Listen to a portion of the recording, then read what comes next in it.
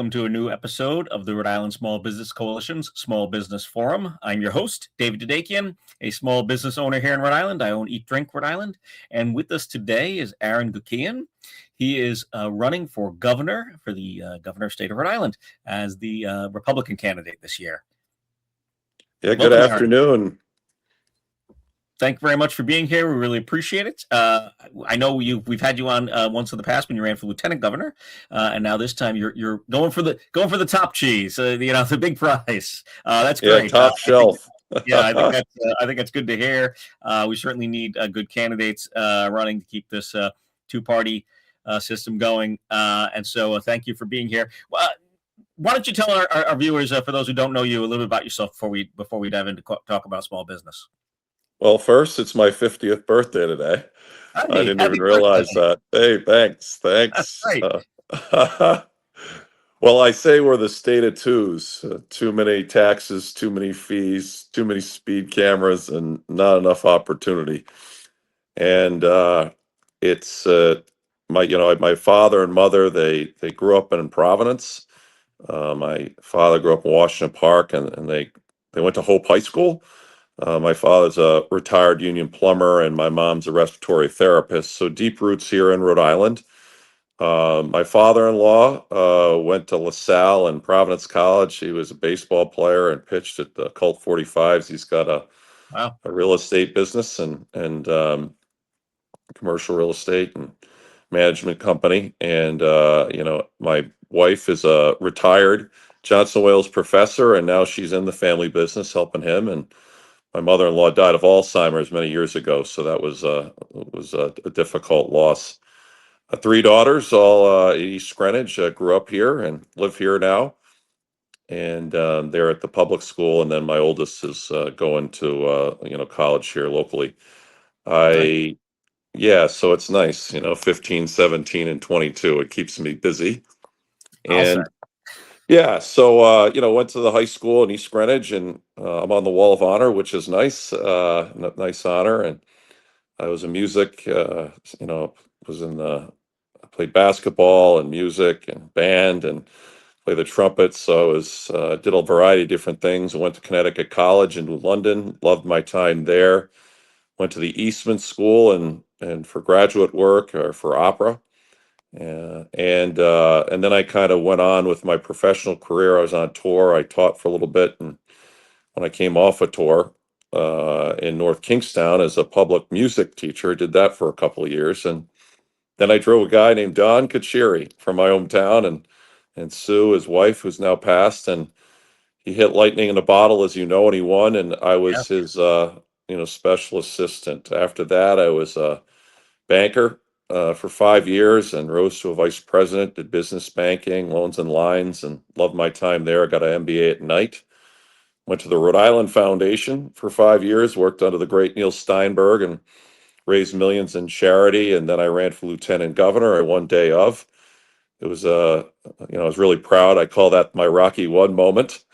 And then I was the executive director for the past 3 years of the Rhode Island Dental Association, which is a leading advocate for oral health. And now I'm running for governor. I felt like it was time to stand up for the state of Rhode Island. And my platform is simple. It's, Rhode Island works smarter. So we have $600 million, I believe, that we spend on consultants alone. Our budget's grown $5 billion in 5 years, and we're still about 1 million people.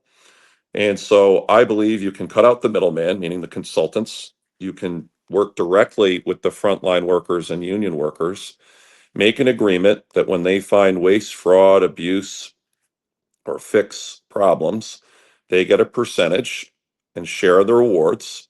So if it's $100,000, in this example, 10% would be 10,000. And the rest that's saved lowers taxes and fees, or can be reinvested in other sectors, maybe energy or lower electricity rates that are through the roof, things of that nature. Yeah. It's based on the Lincoln Law, and if it's supported by modern technology, I believe we can quickly lower our budget, at least by 10%. And we can really become more streamlined. The person that ran in New York, Mayor Mamdani, had a lot of great ideas. but he's running against now the headwinds of reality. And this formula is getting a lot of a lot of people are talking about it because I believe it's a really good idea to incentivize workers, Yeah. work with the Rhode Island talent. And before I wrap up here, if you have a 24/7 anonymous portal, this isn't a gotcha game. Anything with human resources or anything of whistleblower, that would be completely separate. This is just for people to pour their ideas into a Google form. And then modern technology can just kind of streamline those ideas, and then we can kind of chip away at that. And I believe it's almost like the Biggest Loser. That it's if we did a fiscal fitness test for the state, I believe we can make change very quickly, and I think we'll have people that are happier, and we can move and start to pivot to the new economy. Well, let's talk about that for a second. Technology and change, because it seems to be a common theme this year, in recent times, but definitely this year. It seems uh, the idea that we don't we don't do things fast enough. We don't change things fast enough. We don't fix things fast enough, and how to make that more efficient and quicker, but still be responsible and still make sure that the populace is taken care of. And then the technology side of it, obviously, we've talked about AI in this program before. Our chair is on the AI task force. We've talked with Representative Langevin, who's also been part of that with cybersecurity. It's a constantly changing technology. I mean, AI is the big term, but I like to just think of it as another technology wave similar to the internet, radio, TV, that's come along and really kind of revolutionized things in a very short period of time. So where do you see these two things fitting, and how do you think we can make this a bit more efficient? The velocity of this, what these smarter cities are doing between Microsoft and the tools. Hmm. I've been out of state doing some fundraising, but I've also able to attend some conferences on this. And some of the people that I know at the highest level are absolutely astounded at how fast this is moving.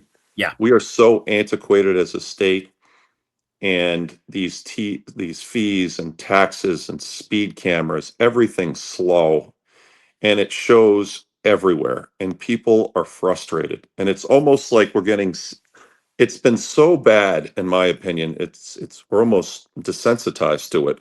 It's almost like people just throw up their hands and just say, "Oh well, I guess this is the way it is." And certain states are going to eat our lunch if we don't pivot really quickly. And my plan, I believe, will protect the worker. And also, then you can do this with education.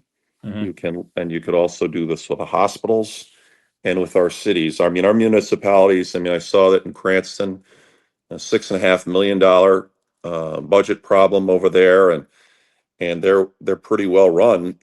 We know that there's big snow issues, but in Pawtucket, especially when Hasbro leaves, I know in Warwick because I used to live there, and I know the budgets.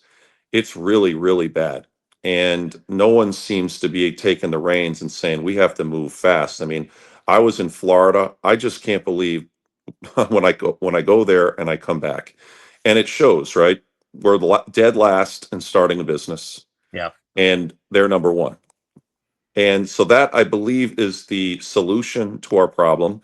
And if we can do this quickly, we can start leveraging some of our greatest assets with it, which I can talk about later. Yeah, no, absolutely. And I definitely want to hear your view on those assets. But I want to, before we get to that, just bring up energy, because we did, it's probably the number one issue right now with our small Mhm. businesses is the energy costs and utilities. And as governor, you certainly have a role to play in that. What are your thoughts there before we go on to some of those assets? Yeah, I mean, the mandates need to be paused, and or at least lessened. I don't think anyone's hearing that. I don't know about you, but I mean, I couldn't believe the bill I got last Yeah. month. And I don't care who you are. I mean, it was more than a car payment. It was awful Yeah. and scary. And because maybe, my wife and I we can absorb it. However, we're cutting costs. What's the most vulnerable people doing, that are actually doing the right thing and working hard? And I believe that we can use, again, if we have this sort of platform, if we go down to Quonset Point, where we have our deep port and airport, rail, interstate. I posted this on LinkedIn, but we could have a commission that starts to talk about advanced energy. There's so many different ways that are moving quickly. If we had that commission, we could then, it wouldn't be to talk about things, it would be to get grants, federal grants. I know that the Trump administration is doing a lot with expediting permitting. We have the Department of Defense contractor, an electric boat. We have Regent Craft down there with EV. I mean, that's our biggest way, I believe, in improving and growing our economy.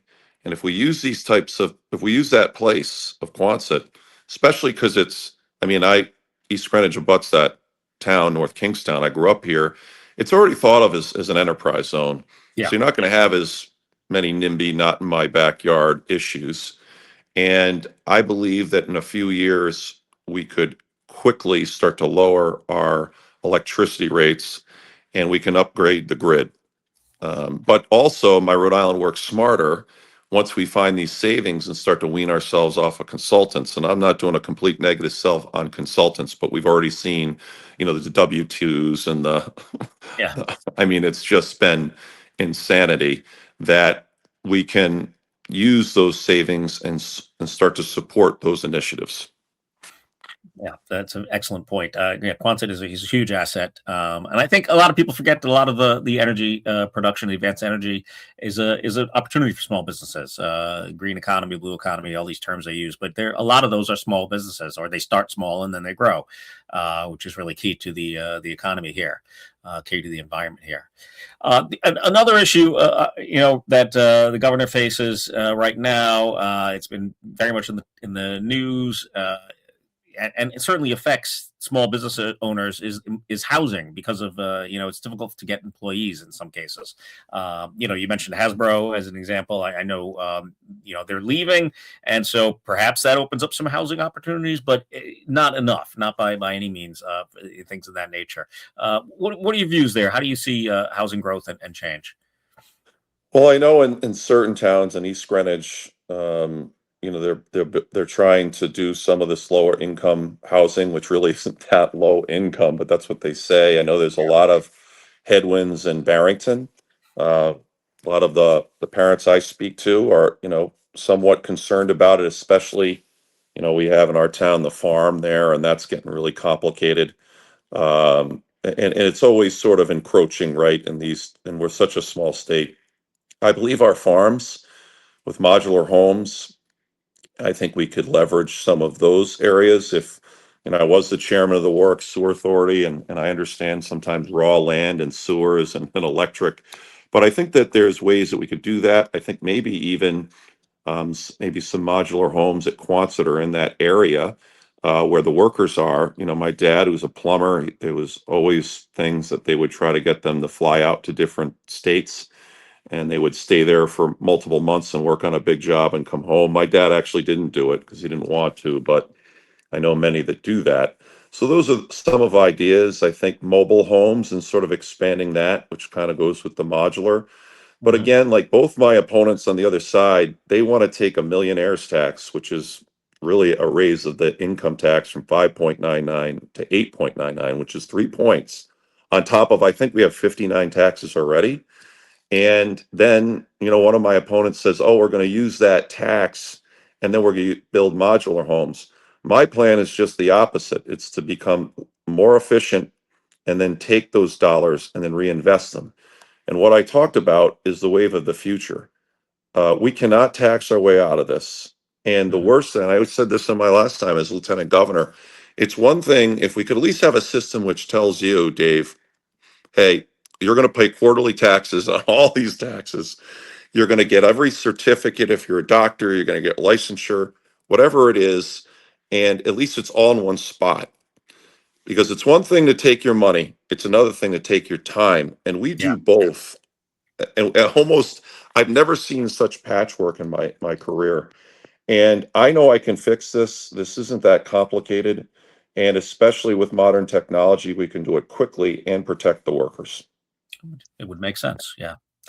All right. So another topic that comes up often. It's not the most exciting topic, but we were kind of joking about it a little bit before we got on the recording.